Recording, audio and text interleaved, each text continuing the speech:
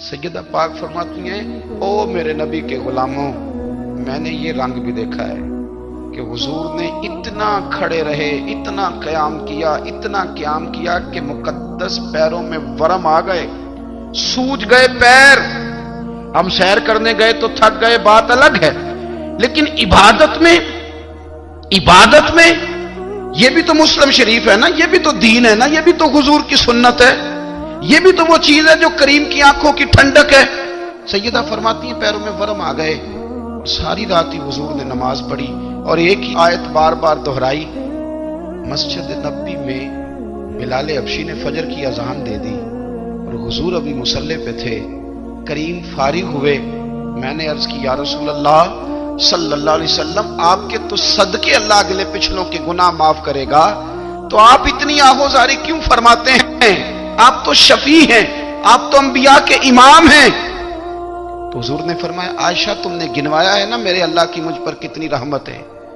अफला अकूना अब्दन शुकूरा, फरमाया अगर उसने इतनी नेमतें दी हैं तो क्या मैं उसका शुक्रगुजार बंदा ना बनूं? मैं शुक्रगुजार बंदा ना बनूं उसका? फिर अगर इतनी नेमतें उसने दी हैं, मुझे इतना नवाजा है, तो फिर मैं उसके सामने सजदे ना करूं? ओ मेरे भाई, बड़े काबिल फख्र लोग हैं हम कि हम नबी पाक के गुलाम हैं। हम काबिल फख्र हैं कि नबी करीम के गुलाम हैं। क्या कभी इस गुलामी के शुक्राने में भी 2 नफल पढ़े? या अल्लाह तेरा शुक्र है तूने हमें हुजूर का गुलाम बनाया है। याद रखें कि अपनी रूहानी जिंदगी को आबाद करें, इस्तिगफार पढ़ें, तस्बीहात करें। कुछ छोटे छोटे अमाल हैं, उनको अपनी जिंदगी में हिस्सा बनाएं। तिरमिजी शरीफ में हदीस है, नबी पाक सल्लल्लाहु अलैहि वसल्लम ने फरमाया 3 मरतबा सुबह, 3 मरतबा शाम, औज़ु बिल्लाहिस समीउल अलीम 3 दफा ये पढ़ो, और 1 दफा सूरत हशर की आखिरी 3 आयात, हुवल्लाहुल्लज़ी ला इलाहा इल्लाहु आलिमुल गैबि वश्शहादति हुवर रहमानुर रहीम। औज़ु बिल्लाहि मिनश शैतानिर रजीम है ना, इसको पढ़ना है औज़ु बिल्लाहिस समीउल अलीम मिनश शैतानिर रजीम। फरमाया 3 दफा इसको पढ़ो और 1 दफा सूरह हशर की 3 आयतें, 1 दफा सुबह और 1 दफा शाम। सुबह क्या है, शाम क्या है? तो आला हज़रत बरेलवी फरमाते हैं सुबह से मुराद है आधी रात ढलने से लेकर सूरज निकलने तक। आधी रात ढलने से लेकर यानी तहज्जुद का टाइम से लेकर सूरज और शाम क्या है? दोपहर ढलने से लेकर मगरिब की आजान तक, ये शाम है। अब सुन लें, ये तिरमिजी की हदीस है सियासता की। नबी पाक ने फरमाया जिसने 3 मरतबा आऊज़ बिल्ला पढ़ी और 1 बार सूरह हशर की आखिरी 3 आयतें पढ़ी, 1 दफा सुबह पढ़े, 1 दफा शाम पढ़े, नबी करीम अलैहिस्सलाम फरमाते हैं अगर सुबह पढ़ेगा तो 70,000 फरिश्ते शाम तक, और अगर शाम को पढ़ेगा तो 70,000 फरिश्ते सुबह तक पढ़ने वाले बंदे की मगफिरत की दुआ मांगते रहेंगे। चले, मैं तो इस बात पे भी बड़ा राजी हूं कि पहली दफा अहले सुन्नत में ऐसा हो रहा है कि वजीफा मिलने पर लोग नारे लगा रहे हैं, वरना वजीफा बताएं तो कहने अभी पढ़ांगे पर कोई तवीज भी लेके छोड़ो माड़ा गया। एक साहब आए, मुझे कहने लगे जी बरकत कोई नहीं, गुरबत बड़ी है। मैंने कहा सूरत वाक़िया पढ़ा कर। कहते पीर साहब थोड़ी तकलीफ करो को मैनू तवीज भी कर दो। मैंने उनसे कहा खुदा के बंदे, मैं तवीज दूंगा, पता नहीं काम बनेगा नहीं बनेगा, सूरत वाक़िया पढ़। ये वो तवीज है जो मदीने वाले रसूल ने अता फरमाया है कि सूरत वाक़िया पढ़ो, तुम्हें कभी फाका नहीं आएगा।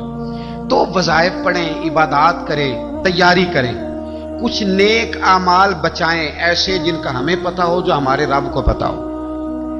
हजरत अब्दुल्ला इब्न उमर रज़ी अल्लाह ताला अन्हु, हजरत उमर के साहिबजादे, मक्का मुकरमा में उनकी कब्र है।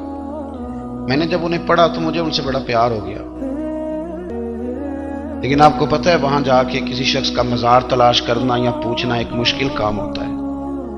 तो एक दफा मैं मक्का शरीफ में हाजिर था, तो एक गाड़ी वाला ड्राइवर मुझे कहने लगा कि मौलाना मैं आपको जानता हूँ, मुझे आपसे मोहब्बत है, एक बात बताऊँ आपको। मैंने कहा बताओ। कहने लगे हज़रत अब्दुल्ला इब्न उमर की कब्र देखनी है। मैंने कहा ये तू नहीं कह रहा, ये किसी ने बंदोबस्त कराया है, ये अल्लाह ने तेरे दिल में बात डाली है, ये हो गया तू ले चल मुझे। हजरत अब्दुल्ला इब्न उमर को नबी पाक ने फरमाया था राजुलुन सालिह, ये नेक बंदा है, ये मुत्तकी आदमी, عبداللہ ابن عمر رضی اللہ تعالیٰ عنہ سیدنا فاروق اعظم رضی اللہ تعالیٰ عنہ کے صاحبزادے ہیں اور ان کی ہمشیرہ سیدہ حفصہ رضی اللہ تعالیٰ عنہ حضور کی زوجہ محترمہ ہے۔ ایک دن اپنی ہمشیرہ سے کہنے لگے کہ نبی کریم صلی اللہ تعالیٰ علیہ وسلم گھر میں آئے نا، اور اگر حضور غم امت میں پریشان نہ ہوں، طبیعت کو حشاش بشاش دیکھو تو ذرا پوچھنا تو صحیح حضور کا میرے بارے میں کیا خیال، پوچھنا تو صحیح کہ کریم کی بارگاہ میں میرا کیا مقام ہے، میرے بارے میں حضور کیا فرماتے ہیں۔ اب بہن کو کام بتائے اور بتائے بھی بھائی، اور پھر بہن وہ کام نہ کرے، یہ تاریخ میں ہوتا نہیں۔ حضرت عمر فاروق رضی اللہ تعالیٰ عنہ کی صاحبزادی ام المومنین رضی اللہ تعالیٰ عنہ فرماتی ہیں کہ میں تو بس منتظر تھی، انہوں نے تو کہا تھا نا کہ اگر تم حشاش بشاش دیکھو تو بات کرنا، لیکن حضور تشریف لائے، میری باری تھی، میرے گھر تشریف لائے، کھانا پیش کیا تو فوراً میں نے عرض کی حضور ایک بات پوچھنی تھی۔ حضور نے فرمایا پوچھئے۔ میں نے عرض کی حضور میرے بھائی عبداللہ ابن عمر کے بارے میں آپ کا کیا خیال ہے؟ نوجوانوں میری بات پہ غور کرنا، میرے بھائی کے بارے میں آپ کا کیا خیال ہے؟ تو نبی کریم صلی اللہ تعالی علیہ وآلہ وسلم نے میری طرف دیکھا اور پھر حضور زیر لب تھوڑا مسکرائے، اور بریلی کے امام کہتے ہیں کہ حضور مسکرا دیتے تھے نا تو جو بڑا دکھی ہوتا تھا وہ بھی ہنس پڑتا تھا۔ اب سوال پیدا ہوتا تھا کہ پھر تو اس مسکراہٹ کے لیے انتظار کرنا پڑتا ہوگا کئی مہینے کہ حضور مسکرائیں تو رونے والے ہنسیں، تو اعلیٰ حضرت فرماتے نہیں، انتظار نہیں کرنا پڑتا، یہ مسکراتے رہنا تو حضور کی عادت ہے۔ جس کی تسکین سے روتے ہوئے ہنس پڑے اس تبسم کی عادت پہ لاکھوں سلام، یعنی یہ تو عادت ہے حضور کی مسکراتے رہنا، اس کے لیے انتظار نہیں کرنا پڑتا۔ بھائیو آپ خیال رکھیں گے، غور کریں گے، حضرت عبداللہ ابن عمر رضی اللہ تعالیٰ عنہ کے بارے میں پوچھا تو سیدہ فرماتی ہیں کہ نبی کریم صلی اللہ تعالیٰ علیہ وسلم نہ زیر لب مسکرائے اور فرمایا حفصہ تیرا بھائی ہے تو اچھا، لیکن میں نے سنا ہے کہ عشاء کی نماز پڑھتا ہے تو فجر تک سویا ہی رہتا ہے۔ او نوجوانوں، 10 بجے تک سونے کی بات نہیں ہوئی، 9 بجے تک سونے کی بات نہیں ہوئی، 11 بجے اٹھنے کی بات نہیں۔ حضور فرمانے لگے میں نے سنا ہے کہ عشاء کی نماز پڑھ کے سو جاتا ہے اور فجر تک سویا ہی رہتا ہے، اسے چاہیے کہ تہجد کے وقت اٹھا کرے، اللہ کی بارگاہ میں حاضر ہوا کرے، آہوزاری کرے، سجدے کرے، عبادت کرے، اٹھتا ہے اور فجر میں جا کے اٹھتا ہے۔ حضرت جناب حفصہ رضی اللہ تعالیٰ عنہ کہتی ہے میں نے جناب عبداللہ ابن عمر کو پیغام دیا اور میں نے کہا میرے جوان بھائی سن، نبی پاک نے فرمایا ہے تو اچھا پر تہجد میں نہیں اٹھتا، نفل نہیں پڑھتا۔ او میری ملت کے جوانوں، مزہ نہیں آ جاتا جب ساری دنیا سوئی ہو، ساری دنیا، اور بستر بھی گرم ہو اور نیند بھی پورا غلبہ کر رہی ہو، اور اچانک گھنٹی بجے دماغ میں، آنکھ کھلے، گھڑی پہ نظر پڑے 3:30 4 بجے کا پیغام گھڑی بتائے، اور کوئی چڑھتی جوانی والا اٹھ کے وضو کرے، اور جب وہ مصلی کھول کے بچھائے تو مدینے والے محبوب کہتے ہیں کہ ہر نماز پہ رب ثواب دیتا ہے، اور جو اٹھ کے تہجد کی نماز پڑھے اسے دیکھ کے تو رب مسکراتا ہے، جو اس کی شان کے لائق ہے، جو اس کی شان کے لائق، وہ مسکراتا ہے، خوش ہوتا ہے کہ میرا بندہ تہجد میں اٹھ گیا، وہ مسکراتا ہے۔ کاش ہماری صبحیں کبھی اپنے مالک کے نام ہو جائیں، کاش کہ صبح حضرت ابو الحسن رحمۃ اللہ تعالی علیہ حضرت معاذ ابن جبل رضی اللہ تعالیٰ عنہ کے پاس بیٹھا کرتے تھے، فرماتے ہیں ان سے جو پیار بڑھا تو پھر میرا مصلی سے بھی بڑھ گیا۔ تابعی ہیں، فرماتے ہیں صحابی رسول سے محبت ہوئی تو ذکر سے بھی ہو گئی، پھر درود شریف سے بھی ہو گئی، محبت ان سے بڑھی تو پھر اللہ نے مسجد کا پیار بھی بڑھا دیا۔ آپ فرماتے ہیں کہ میری ہر وقت طبیعت چاہتی تھی کہ بس اللہ اللہ کروں، بس اللہ اللہ کروں، بس نہ میں ذرا تھوڑی جان چھڑاؤں لوگوں سے، کوئی 10 منٹ ملے تو میں کوئی 4 نفل پڑھ لوں، میں تھوڑا سا نہ بچوں لوگوں سے، اور مجھے تسبیح ملے تو میں نہ کوئی 400-500 دفعہ استغفار پڑھوں، سبحان اللہ، الحمدللہ، اللہ اکبر، لا حول ولا قوت الا باللہ، میں نہ تسبیحات پڑھوں۔ فرماتے ہیں کہ بچے تھے گھر میں 6-7، غربت تھی، کام ملتا کوئی نہیں تھا، اور میں کام چور نہیں تھا، کام ڈھونڈتا تھا، پر اللہ کی قدرت کے کام نہیں ملتا تھا۔ فرماتے ہیں کہ میں نے ایک دن اپنی اہلیہ سے کہا کہ آج میں پھر جاتا ہوں کام ڈھونڈنے، تو میری بیوی بڑی فرما بردار تھی، پر اس دن غربت کے ہاتھوں تنگ آ کے کہنے لگی، آج نانا کوئی تو چیز لے کے آیا، تو مجھ سے بچوں کی بھوک نہیں دیکھی جاتی، سب روگاں دا روگ محمد جس دا نام غریبی، کنڈ بلا کے لنگ جاندے نہیں دوست یار قریبی، آج نہ کچھ لے کے آیا تو میں بچے لے کے میکے چلی جاؤں گی۔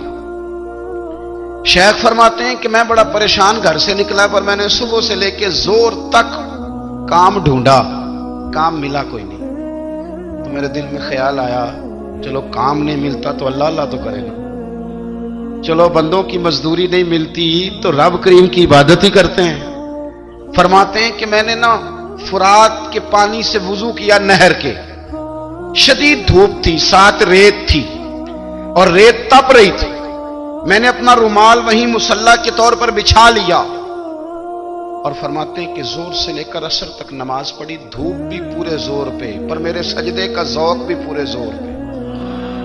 فرماتے ہیں سورج بھی چمک رہا ہے اور رب کی عبادت کا ذوق بھی پورے زور پہ، میں سجدہ کروں تو پھر میرا اٹھانے کو جی نہ چاہے۔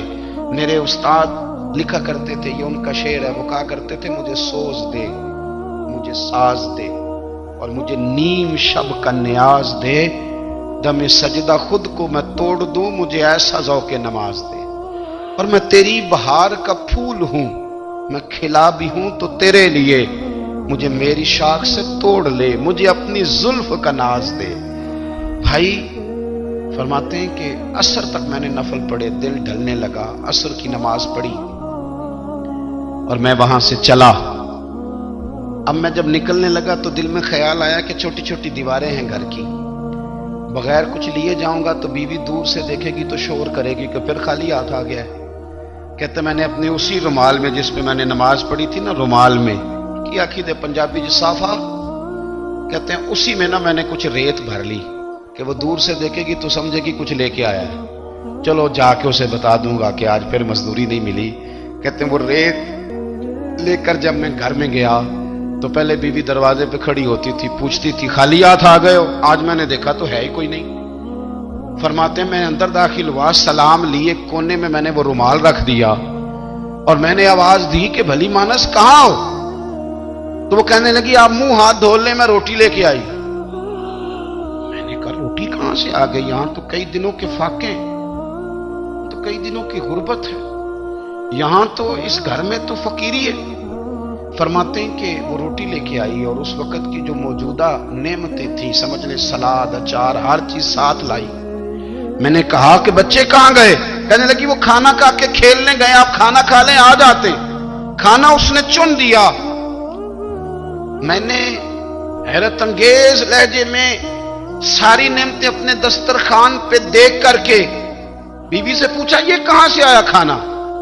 بچوں کو تو نے کہاں سے کھانا کھلایا؟ یہ سارا کچھ کیسا ہے؟ کہنے لگی پتہ نہیں آج آپ کس کریم کی مزدوری کرنے چلے گئے تھے، پتہ نہیں کس کریم کی، میرے گھر میں تو اتنی نعمتیں آئی ہیں کہ مجھ سے سنبھالی نہیں جا رہی، اتنا اناج ہے، اتنا گندم ہے، کس کریم کے دروازے آج چلے گئے تھے؟ یہ کہتے کہتے وہ اٹھی اور اٹھ کر کے کہنے لگی پہلے بڑا کچھ آیا تھا، اب کیا لے آئے ہو؟ اور جا کر کے نا اس نے وہ ریت والا رومال کھولا، کہنے لگے میں تو لے کے آیا تھا ریت، تو میرے رب نے اسے بھی سونے اور ہیرے بنا دیا تھا۔ جب آپ کی توجہ اللہ کی جانب، میرے نبی پاک صلی اللہ تعالی علیہ وسلم نے فرمایا ہر چیز اپنے رب سے مانگ، ہر چیز مانگ، ہر چیز مانگ۔ یا رسول اللہ کیا کچھ؟ میرے محبوب نے فرمایا تیرے گھر میں نمک بھی ختم ہو جائے تو وہ بھی اپنے رب سے مانگا کر، تو مانگنا وہ تجھے دے گا، تو اس کی بارگاہ میں کشکول طلب دراز تو کرنا۔ اور ترمذی شریف میں عجیب لفظ ہیں، رسول کائنات نے فرمایا، رب کریم فرماتا ہے جب میرا بندہ ہاتھ اٹھاتا ہے نا تو مجھے حیا آتی ہے کہ میں خالی کیسے لوٹا دوں اس کے۔ اتنے بڑے بادشاہ کی بارگاہ میں، او بھائی لوگوں سے عزتیں تلاش کرتے ہو تو وہ کیا تمہیں عزت دیں گے؟ وہ تو کل اچھا کہتے ہیں پرسوں برا کہنے لگ جاتے ہیں۔ لوگوں کے سامنے گڈ بک میں آنا چاہو گے تو وہ تو سویرے تمہارے بارے میں کچھ کہیں گے، شام کچھ اور کہیں گے۔ اپنی روحانی زندگی آباد کریں، اپنے مسلح کو وقت دیں اور دنیا سے چھپ کر اس موبائل کو بند کر کے اور اپنے آپ سے بھی چھپ کے اور تنہا ہو کے چھپا کے سارا کچھ اپنے آنسو اپنے رب کی بارگاہ میں پیش کریں، اس کے حضور حاضری دیں۔ سنو نا ترمذی کی حدیث، اور اسے یاد رکھنا، نبی پاک علیہ السلام نے فرمایا اپنے دکھ لوگوں کے سامنے نہ بیان کرنا، سیٹھوں نوابوں کو نہ بتاتے پھرنا، دنیا داروں کے سامنے جا کے نہ رونا کہ میں تکلیف میں ہوں۔ پر میں اگر دنیا داروں کو دکھ بتاؤ گے رب تمہیں کبھی غنی نہیں کرے گا، اور لوگ ہیں کہ الٹا مذاق اڑائیں گے۔ آپ کی جس سے بڑی پکی یاری ہے نا، پکی، وہ تب تک پکی ہے جب تک آپ نے 50,000 مانگا نہیں، اور جس وقت آپ نے کہہ دیا کہ میں مجبور ہوں میری مدد کر، تو پھر ختم ہو گئی دوستی۔ لوگوں کی تعلقات آپ کے ساتھ تب تک ہیں جب تک آپ ان سے کوئی ضرورت وابستہ نہیں کرتے۔ کریم محبوب فرمانے لگے بندوں کے سامنے دکھ نہ بیان کرنا، اللہ تجھے کبھی غنی نہیں کرے گا۔ تو اپنے دکھ اپنے رب کو بتا، تو دعائیں مانگ، تو اس کی بارگاہ میں حاضر ہو، تو اس کے حضور عرض کر۔ فرمایا اپنے دکھ اپنے رب کو بتا، وہ جلدی کرے یا دیر سے کرے تجھے ساری دنیا سے بے نیاز کر دے گا، تجھے کسی کا محتاج نہیں رہنے دے گا۔ اپنے مسلح کو، اپنی دعاؤں، ایک بزرگ فرماتے ہیں میں نے دعا مانگنے کا طریقہ اپنی بیوی سے سیکھا۔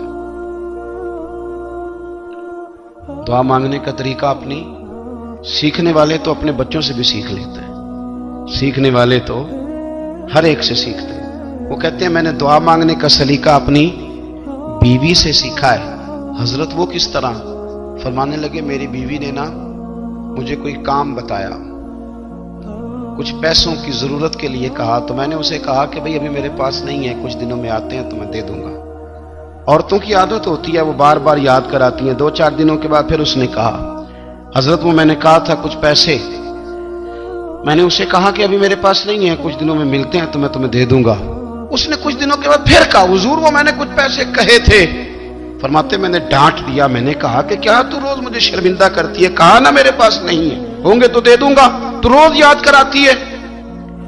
فرماتے اس نے پہلے تو میری ڈانٹ کو سہا، پھر میرے سخت جملوں نے اس کی آنکھوں میں آنسو پیدا کر دیے، پھر اس نے اپنے آنچل میں اپنے اس دکھ کو سمیٹا، اور پھر اس نے ایک جملہ کہا تو میں رو پڑا، اور مجھے اپنے رب سے مانگنے کا طریقہ آ گیا۔ مجھے کہنے لگی حضرت جی آپ نے ڈانٹ دیا، میں نے سہ لیا، پر آپ ہی میرے شوہر ہیں، بتائیں نا آپ سے نہ کہوں تو میں کس سے جا کے کہوں۔ فرماتے ہیں میں رو پڑا، اور میں کھل کے رویا، اور میں تڑپ کے رویا، اور پھر میری سسکیاں بند گئیں۔ تو مجھے کہنے لگی آپ کو کیا ہوا؟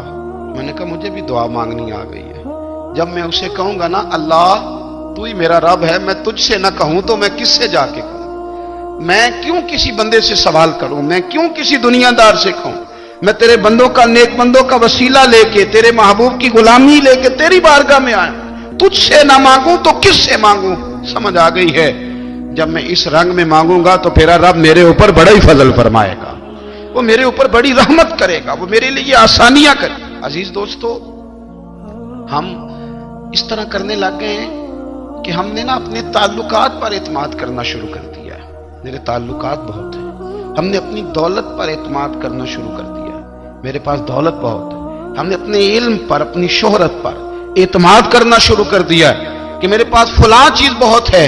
یاد رکھنا جب بے نیاز اپنی صفت بے نیازی دکھاتا ہے تو بڑی بڑی دولتوں والے مجبور نظر آتے ہیں۔ بھائیو جب انسان کا رشتہ اپنے مالک کے ساتھ ہوتا ہے پھر تو غم بھی کچھ نہیں کہتے، پریشانیاں بھی کچھ نہیں کہتی، پھر تو زندگی صبر والی، پھر تو زندگی توکل والی، پھر تو زندگی بھروسے والی، پھر انسان اپنے آپ کو رسوا نہیں کرتا، دنیا داروں سے امیدیں اس کی ختم ہو جاتی، امیدیں اللہ رسول سے لگا لیتا ہے، مضبوط ہو جاتا ہے، مضبوط، طاقتور ہو جاتا ہے، خوددار ہو جاتا ہے، باوقار باعزت ہو جاتا ہے۔ حضرت بہلول دانا رحمت اللہ علیہ بیٹھے تھے تو ہارون رشید حج کر کے آ رہا تھا، تو رستے میں حضرت شیخ سے ملاقات ہو گئی تو السلام علیکم کے بعد کہنے لگا حضور کوئی حکم ہو تو بتائیے گا۔ تو حضرت بہلول دانا فرمانے لگے تیرا رب کون ہے؟ اس نے کہا اللہ۔ تو فرمایا میرا کون ہے؟ کہا اللہ۔ فرمانے لگے تو بڑا ہی بیوقوف ہے، کیا تو یہ سمجھتا ہے کہ رب ہارون رشید کو تو دے گا اور بہلول دانا کو بھول جائے گا؟